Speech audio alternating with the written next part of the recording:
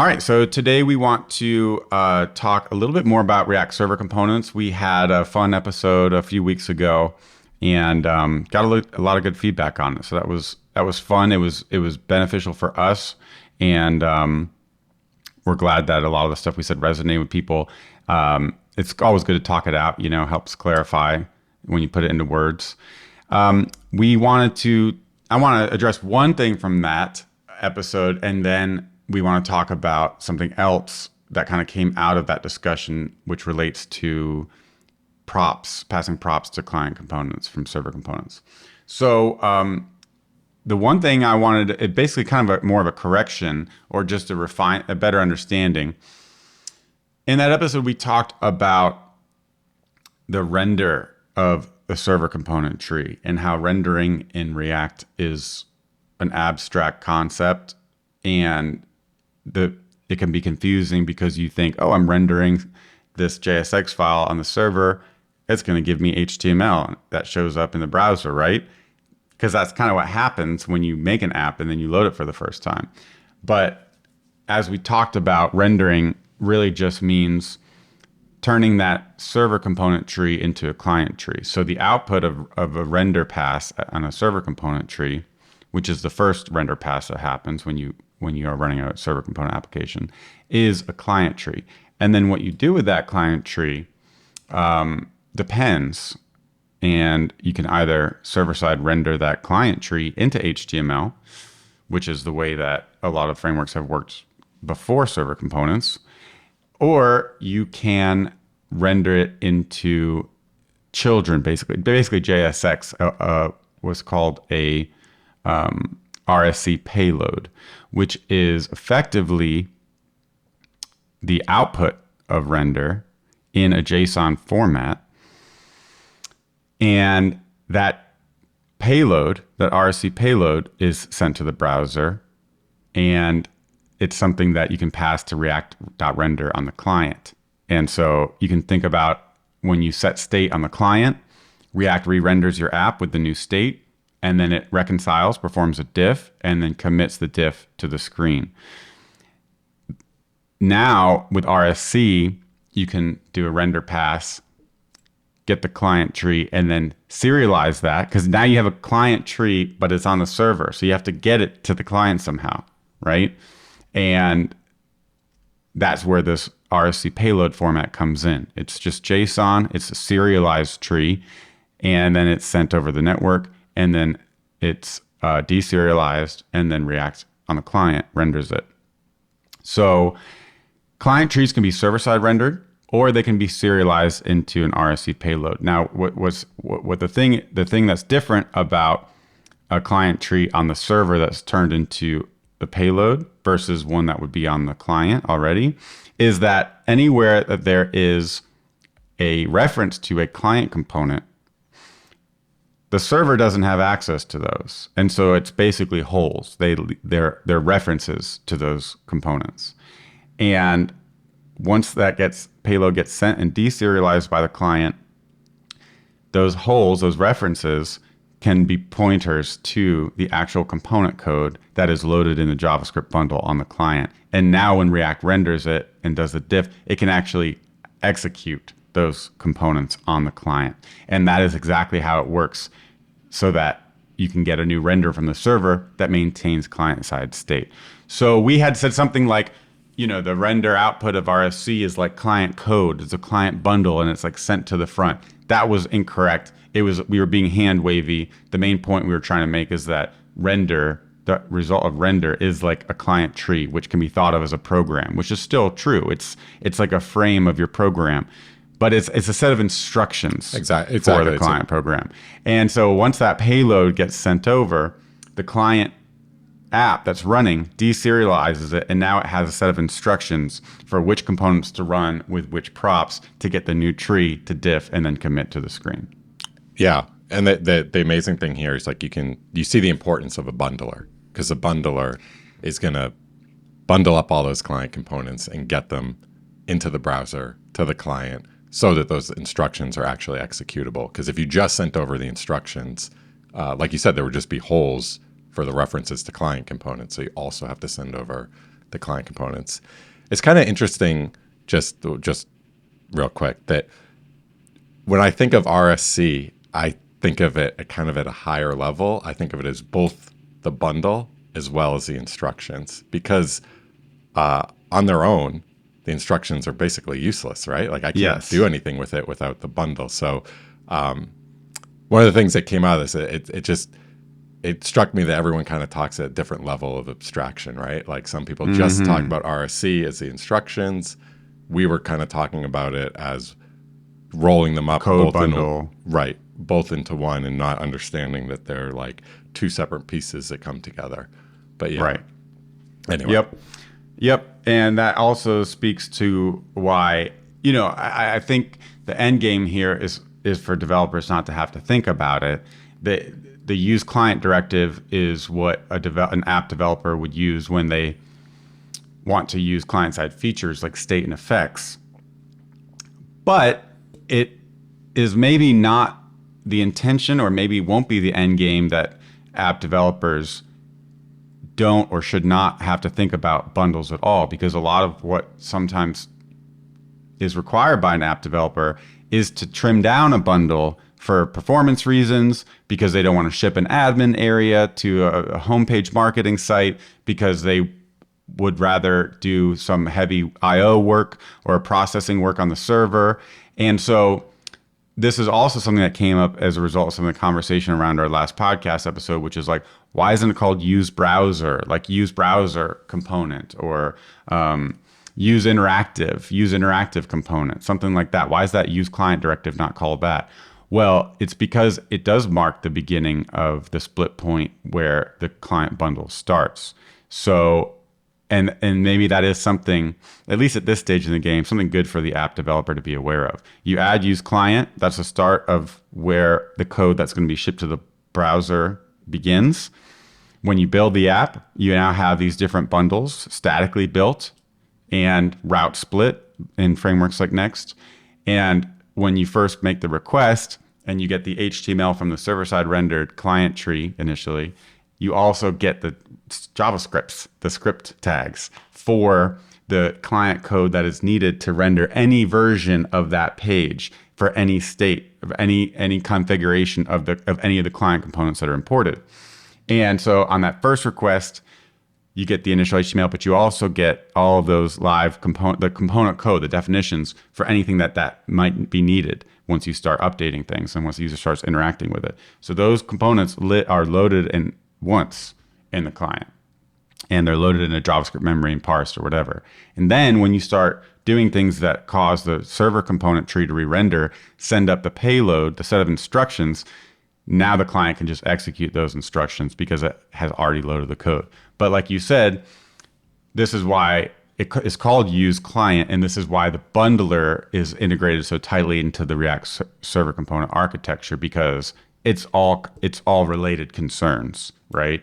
Part of the power of the RSC architecture is being able to keep a markdown parser on the server if you need it, or moving it to the client if you need it. And that's the kind of something you think about, Mm-hmm. And so that's how you should think about use client. And it also explains why client components can't import server components, because if use client is the beginning of a client bundle, it's going to be code that's shipped to the browser, then you're shipping code that should only ever run the server. It's impossible. Whereas client components can render server components as children, since the first pass gets rid of the server component on the server, and then it sends up just JSX elements and references to client components in that payload. So that kind of tied it all together for me. Just to build on what you just said, client components can render server components as children from a server component. Yes, ultimately that all is imported by a server component. Yes, exactly. Yep. Basically the client tree, whether it's being server-side rendered for the first time, or even at runtime, but let's server-side rendered, or if it's being rendered on the client, there's no knowledge of any server component anywhere. From that perspective of client React, again, whether it's being server-side rendered in Node or rendered in the browser, they have no knowledge of server components. It's gone at that point. So it's kind of shielded from that part of it. Yeah. And So, I would say yeah. if this conversation, if you want to hear like more about this, I would say listen to the last Yep. episode, because we go talk through all this. So Yep. Awesome. Okay, so after last week's episode, and we kind of were talking about some more of this stuff, I think we were working on a demo or an app or your course. Oh, we were working on your the course. course, yep. Yep. And we were working on passing query params, an instance of the URL search params object from the browser and node, from a server component into your client-side search component. And we noticed something interesting, which is that the types from TypeScript were telling us strange things that we didn't understand. And Wait, let me set you want to set it up? Yeah. So in the course, we are just managing query params by like writing template strings and doing kind of a mess with ternary operators. And so we go ahead and in the latest video, we clean that up, and we use a URL search params object from JavaScript, which is awesome. It just lets you build out query strings, and it takes care of all like the encoding and the concatenation of them. And we first build out a URL search params object in a server component, and we start passing it into other server components. And so it's everything in the same file. You can type URL search params. It's like an interface in TypeScript. So we just have the type for a prop as URL search params, and we're able to just pass this through a bunch of components. Everything works as you would expect. And then we make a client component. And inside the client component, we say that this thing also takes URL search params. We want to pass those search params we created on the server into a client component and have the client component clone them and modify them. And from TypeScript's point of view, this is totally fine because the server component is executing a client component, but TypeScript doesn't know that there's like a server component. A client component just knows that like you're writing a React program and it's referencing a component, and as long as the props that you're passing in match the props that you say that component takes, then TypeScript is perfectly happy, because TypeScript has no idea that like these are going over the network, or these are two different runtimes. One's on the server, one's on the browser. So from the TypeScript point of view, our code is all green. VS Code is all green. And then we start working in the client component. And there's a few things that work, but I think we hit something where we think we're working with an object, and instead we're working with an array. Right. And we go ahead and we start console logging the props. So it's like we're like, this is odd. Let's console log the props. And we notice that URL search param object that we took from the server and passed into the client component, it's not a URL search params object. It was a serialized URL search params object, which is an array of arrays. If you do like array.from search params object.entries, something like that, you get URL search params will serialize into an array of tuples, a list of tuples. So it's like it's an array, and the inner arrays always have two items, where the first item is the query param and the second item is the query param value. And that was really odd, because like here we've got a thing that like TypeScript says that you have an object and it's going from one component to another, and it's good. And then when we start working with it, it's actually not an object. It's going through the serialization process. And this was really confusing for me, because like over the past like 2 years, man, when your TypeScript type checks, you're done. Like Yeah. you're like you just, if you have bugs that are like small bugs you have to fix, but your major refactoring is done once your TypeScript, your VS Code is green with TypeScript. So Yep, definitely. So, yeah, it took us a while to really understand, what was happening. At least it did for me. And so what's happening is, again, in light of the conversation we just had in last week's discussion, when you render a client component from a server component, let's just say you're rendering a client component with no props. Like we said, there in the payload that gets serialized and then sent across the network, there's holes. In the hole is a reference that says right here, you need to render search input. And then when that payload gets to the client says, oh, I know where search input is. I'm going to go get that module, that component definition. I'm going to execute it. And then now I have the resulting JSX and I can commit that. What if you pass props? If you pass props, the serialized payload, the RSC payload, includes a reference to that whole, includes a reference to the component, and includes the props. And so that's how you can pass props from the server to the client via a component props. And that payload has both of those things. But because there's a network involved, the props have to be serializable, right? So if you pass like, enabled equals true, then that whole in the RSC payload would have reference to search input, and then it would say, oh, the first prop called enabled is true. Boom, you can see how that would work very easily. If you have JSON, if you have any primitive, anything that can be serialized and deserialized in the same form, a primitive object, then going over the wire basically doesn't do anything. It's like a no-op.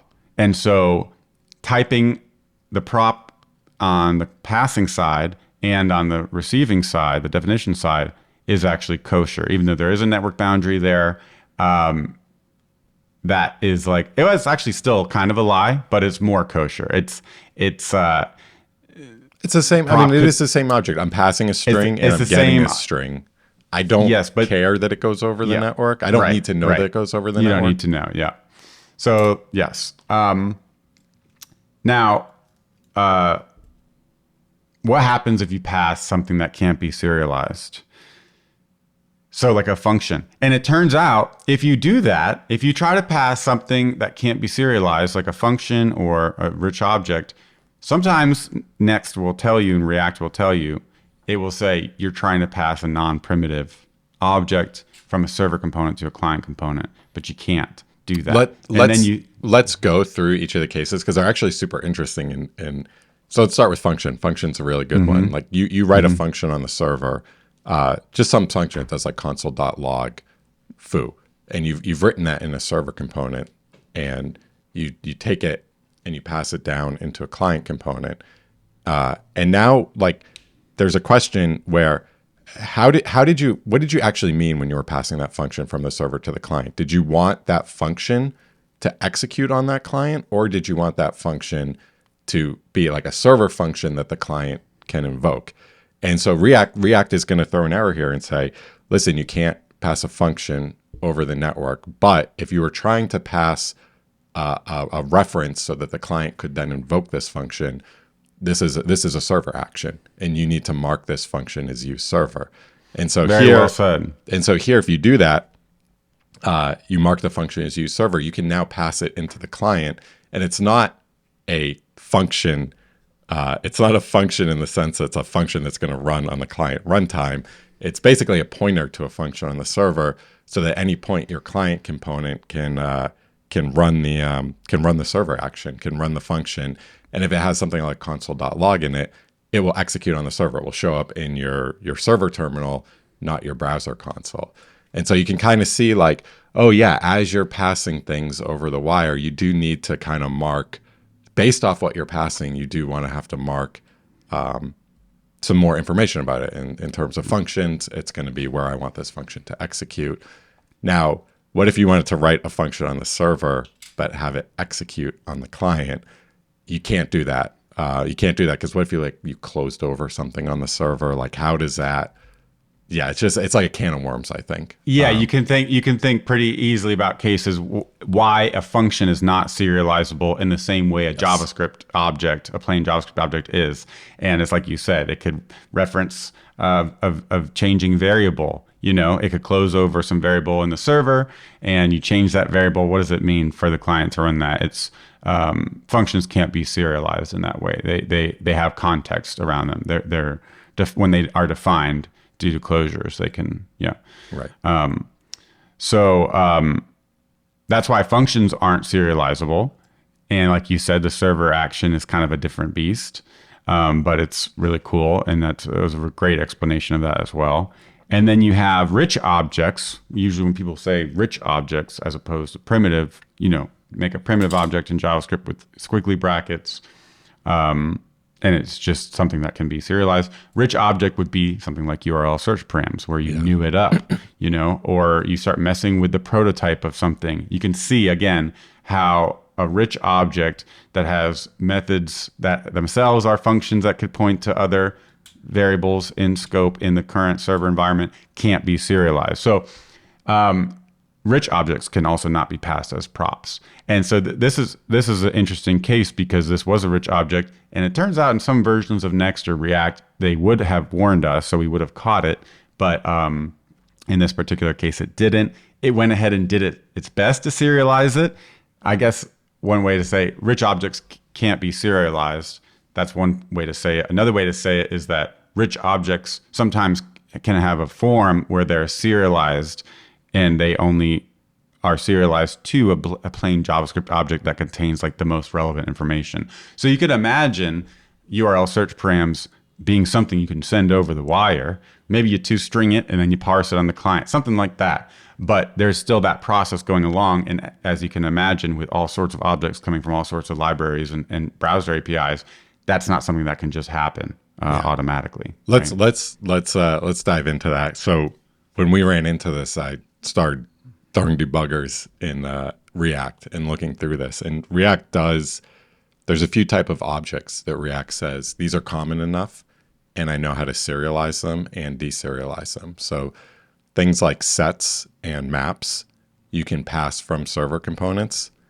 They're going to be turned into, let's just say some JSON representation of that object gets passed to the client component, and the client component is going to rebuild it as a set.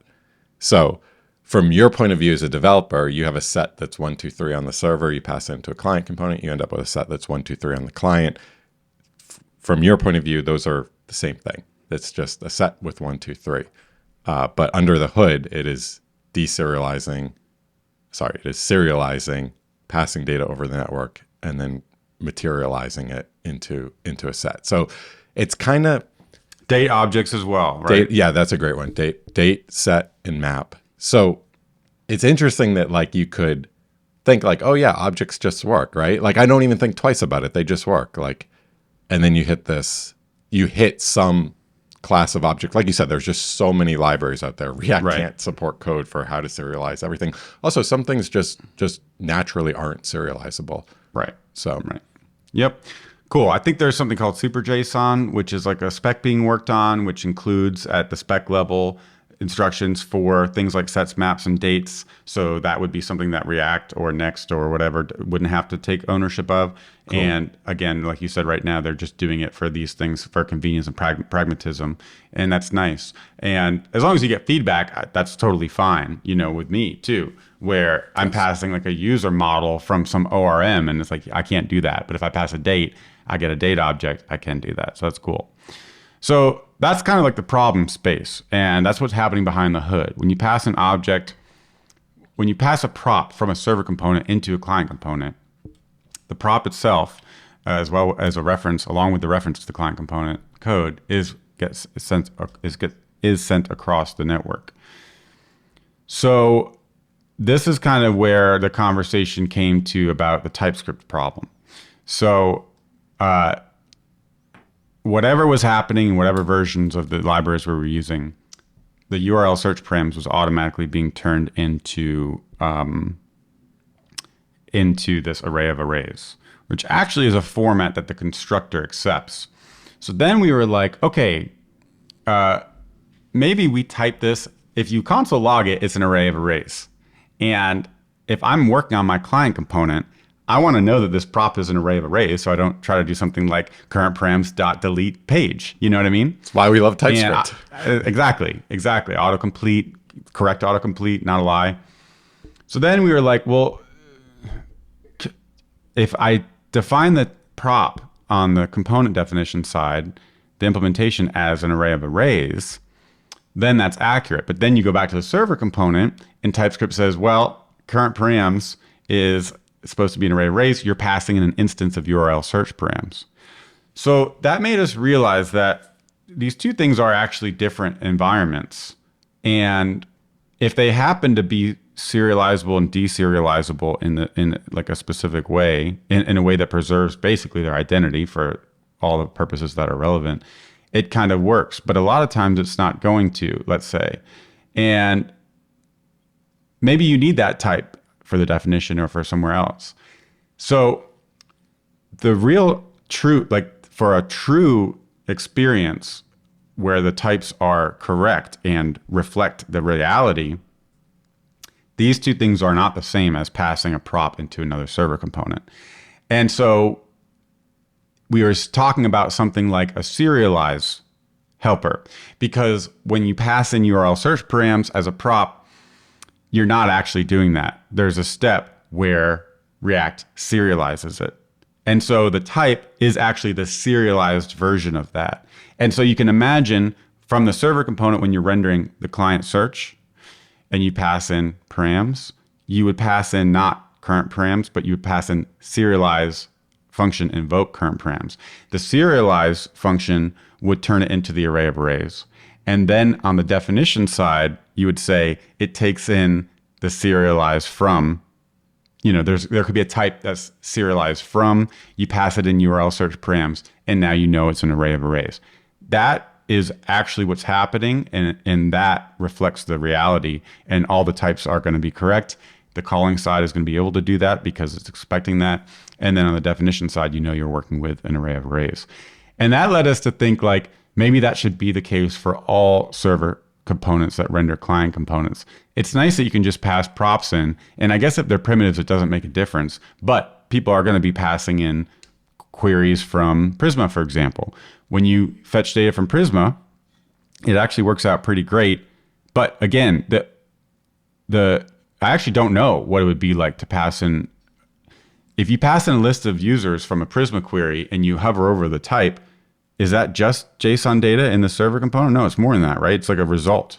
Yeah, the type, yes, the type is going to be different. It's going to be like a user from Prisma, but yeah, it is JSON. It is serializable it's as JSON. JSON. Yes, I think the interesting but it's thing not is actually true that it's the same type. And so if you were to say it's an array of users, it's a different type. It's a serialized version of that. Right. You create some like rich user that has a first name, it has a last name, and that has a full name function or full name getter. And I think that's where you run into problems. Where you can get you pass trouble. that in, maybe it's serialized to JSON, and then on the client side, you say this is an object with a first name and a last name. And maybe it doesn't have full name method. It's just the data or whatever, because you don't serialize that method.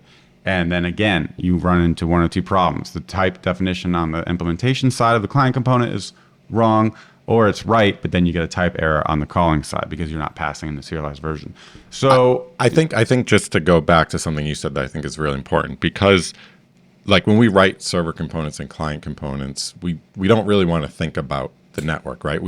It's nice that I can render a component I can render a client component from a server component, and I can pass something like name equals Sam into that component, and I never have to think that like there's a bundle step and there's a network and there's two render passes. I never think about that. To me, it's just regular old React passing props to components. But when you get to these higher level components with richer objects, which, like, let's face it, every big app we work on always has, now you have to take this on. And so the point you brought up about you need to take on the responsibility of serialization, I think is a really important point, because it does two things. One is first, it makes TypeScript happy, which you want to do, because going back to when TypeScript is happy, you know your code. We've actually stopped using that phrase in our videos, because that makes it sound like you're just like doing extra work to appease the TypeScript gods, right? Okay. It's not that you're making TypeScript happy. It's that you are describing the reality, so you don't run into a bug in the way we did, right? It's that you're working with an array of arrays instead of an instance of URL search params. So it's that you are using accurate types that reflect the reality of your program. You know what I mean? Yeah. But the reason that's so important is because when you hit that point, when the compiler is green and there's no errors, like, seriously, you're done with your work. Like, it's all, like, it's just a little cleanup maybe you have to do, but the majority of your work is done. And so it's really important to have that feedback. Definitely. And then the second point, but that feedback only works if the types are accurate. Yes. Yeah. Yes. And, which and is the, desirable. So yeah. And the second point is this is such a tricky thing, but you're actually acknowledging that there is a network and this thing is not the exact same object in your server component, because it's in one instance it's running on your server computer, in the other instance it's running on your client computer, and there's no way those two things can share memory. Right.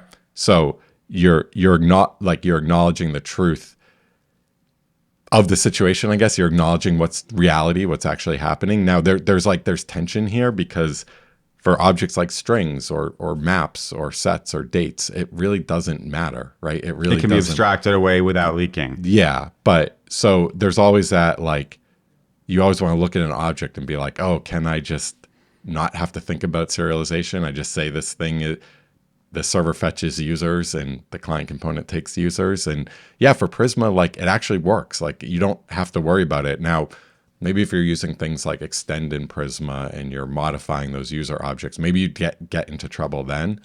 But just like out of the box, it just works. So you don't want to think about this. But there are times, like we ran into with the URL search params, where it's like you want it. You want to know about it. You want you want every developer on your team to be aware that there is a serialization thing. It just makes this so much easier that you're acknowledging that you are getting a serialized object. So therefore, you have to like serialize it on the server.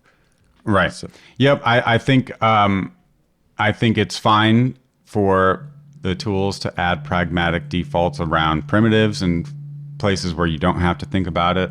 A lot of props are primitives, and so that's nice. But I think it relates to our earlier discussion about use client, right? Is use client something, and the bundle and the way the RSC payload is serialized, is that something app developers need to know about?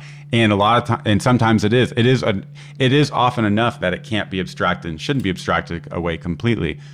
Part of the reason, again, for the name for use client is so that you are mentally noting as an app developer, this is where my client bundle is starting. So maybe I could, if I get reports that we need to fix the performance or reduce the payload, part of that would be moving a markdown renderer above the use client directive, the entry point. This is kind of the same thing, right? You have cases like you're saying where you have rich objects that couldn't be serialized, or you're fetching all the users and including all of their talks and their comments and their blog posts, because you're doing some work on the server that requires the whole graph.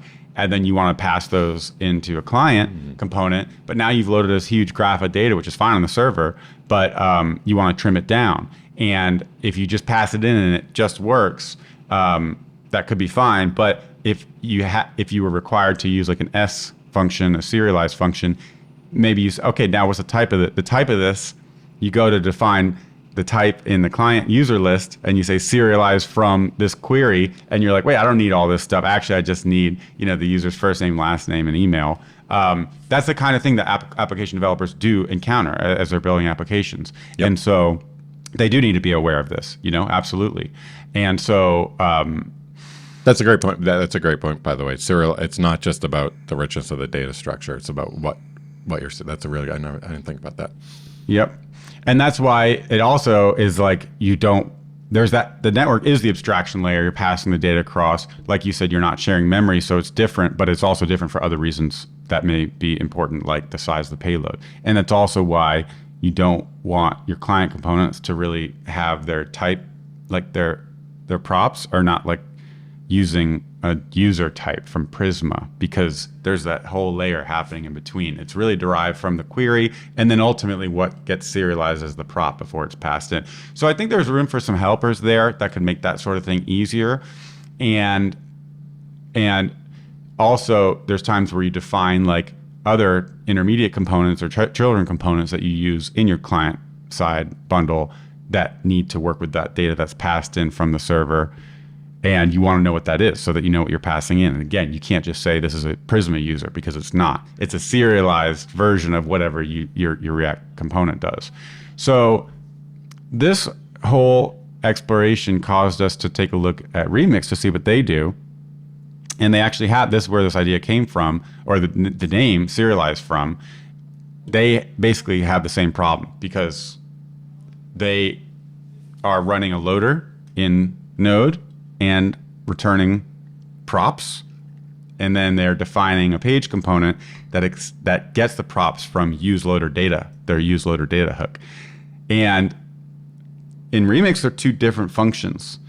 And the useLoaderData is actually a great abstraction because it helps you understand that the props that are returned from this function aren't actually just appearing right here. These are running in different places. And how do I use the loader data? How am I using the loader data? Well, it's getting serialized and sent across the wire. So that's kind of interesting, and it's kind of top of mind when you're building a page that has a loader in Remix. When you use loader data, it takes a generic and you pass in the type of the load. You pass in your loader definition, and TypeScript can infer the return type of your loader just by what you return. And then Remix can tell you what the serialized version of that is. And so with useLoaderData, you just pass in type of loader. It could also be like anything else that you call, right, for that. But the result of useLoaderData is like undefined, like the network didn't work, or we had a 500, or it's like a union and it's like undefined, or it's, just the first name and last name as JavaScript objects and not a full name method, even though your Prisma thing in the loader has a full name method. So that's nice. The type in the return value of loader, you hover over it, is not the same as the type of the data that you get from useLoaderData. And it shouldn't be, because it's been serialized and deserialized. That's awesome. That's awesome. Also, dude, really good that you're not just passing props, you're going through a hook. Because when you pass props, you think, I'm just passing props. But it's different, though. The hook, really good. What happens if you pass? You return URL search params from good question. A loader in Remix. And so this is the cool thing. I'm going to pull it up right now. So I also run into this with my Remix apps where you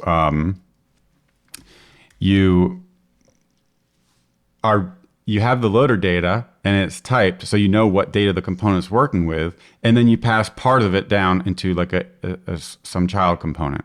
And the child component needs to say, I take in a user. I'm like a user card. What is a user? Again, it's not a Prisma user, and it's not one of the arrays of users that the loader returned.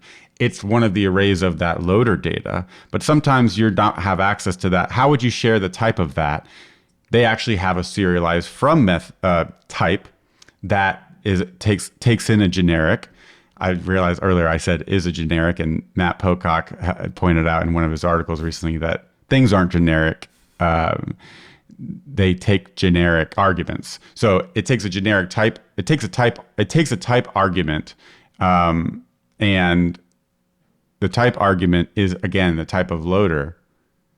And so you know what the serialized version is. Basically, you could do something like serialized_from bracket URL search params, and now this client component, the search input that you could use on multiple places, it has to take in a serialized version of URL search params, whatever that is. And so the serialized_from helper is really, really nice, because whoever's responsible for serializing the return value of your loader, or in the case of Next and React are responsible for serializing whatever rich prop you pass in. You don't know that. You don't own that. So you should have a helper that tells you what that is. And that way your types are accurate and everything works. You need the helper, because in our case, our URL search params was ending up as an array of arrays, but we weren't doing that. That was something else. So they could change it to be like some serializable URL search params that's now like an object that has key value query params or something like that. And that could change under the hood. So if they're serializing, they need to provide the type to us. Exactly. SerializeFrom is, let me see here. Well, I have a question. Just, take what I just said and then given the problems that we ran into when we were doing this, does it make more sense, or would you in the future, like when you run into these things, would you take on the ownership of doing the serialization and writing the serialization type helper, or just like, let's just start really simple. You're just writing the serialization types yourself. Right. I think that's that's goes back to our conversation is if you're passing a result from Prisma, let's say, and Prisma's automatically, maybe they've defined a toJSON method, and maybe that's all that Next and React are doing. They're just calling JSON.stringify. If an object that you call that on has a toJSON method, it's going to find all that data. In that case, Prisma should give you something. Or I guess you could just type of like JSON stringify of this object, and maybe that would just flow through. You should be able to just grab that from that thing. I think serialized_from should come from the framework if they're the ones doing the serialization. And I think they should be able to write it in a way that works on like third-party code, like a Prisma query, because it's there somehow. Like if you, whatever they're doing, if they do it to the type that's coming from the third party, the argument, right? Then you should be able to author that serialized from type as a generic or whatever. Yeah, I guess. Was this in a way like kind of what like infer get static props did? Well, not exactly, really, but exactly. No, that 100%. Infer get static props is exactly the same thing as use loader data as the generic type, because it's saying that's contained in infer get static props or get server side props is the knowledge of how how the argument is being how the return is being serialized before it's being passed as props to the component. So yes, exactly. It's infer static prop. It's infer get server side props, infer get static props. That's 100% correct. Well, 99.9% until someone corrects me. But no, that is the point. The point is that the reason you have to type the page component, even though you have get server side props right there, is because the return type of get server side props is not what ends up in the page component. Page component's running on the browser, server side props are running on server. So there's a serialization in between. That's what infer get server side props is doing. I don't know if they can. I get what you're saying. I don't know if they can. I don't know if infer automatically is like I'm serializing, therefore I'm changing data, so therefore I'm changing the type. I think it might be simpler than that. It might just be like I'm taking what you return. You return an object that has props, and you pass that to the page component, and they might just say, "Hey, whatever your props are, these are what I'm giving you here." And I'm also so maybe adding, they just pull it off of that, but maybe they do something like the date serialization. Like, yeah. I don't know. It's a good question. It's a good question. I'm not sure. Can you generically, can a framework provide a type helper that's going to define how it serializes everything? Like third-party library ships with a toJSON method. Framework calls toJSON on all its objects. Can someone else come along knowing no knowledge about what I just said, just those two things, and automatically define a type?